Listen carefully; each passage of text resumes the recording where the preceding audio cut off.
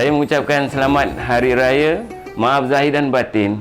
Bersama-sama kita raikan di hari penuh kegembiraan. Salam Syawal kepada semua. Inilah masanya kita bersama sanak saudara. Saya mengucapkan selamat Hari Raya Aidilfitri, maaf zahir dan batin. Saya mengucapkan selamat Hari Raya, maaf zahir dan batin kepada seluruh warga UiTM. Berhati-hati di jalan raya dan semoga berbahagia bersama keluarga tercinta.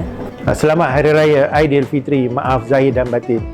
Semoga persahabatan dan juga kekeluargaan dipenuhi sepanjang bulan yang baik ini. Selamat Hari Raya Aidilfitri, maaf zahir dan batin. Saya ucapkan kepada seluruh warga UiTM, semoga kita mendapat keberkatan di bulan Syawal yang mulia ini. Selamat Hari Raya Aidilfitri, maaf zahir dan batin.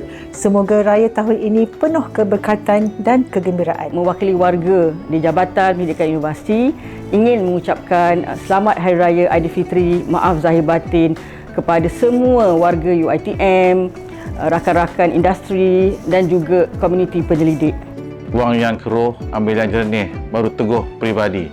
Mari sama-sama kita kukuhkan silaturahim bersama kita. Selamat Hari Raya Aidilfitri, maaf zahir dan batin. Kepada semua warga UiTM, bersempena dengan bulan yang mulia ini, saya ingin mengambil kesempatan untuk mengucapkan selamat Hari Raya Aidilfitri serta maaf zahir dan batin.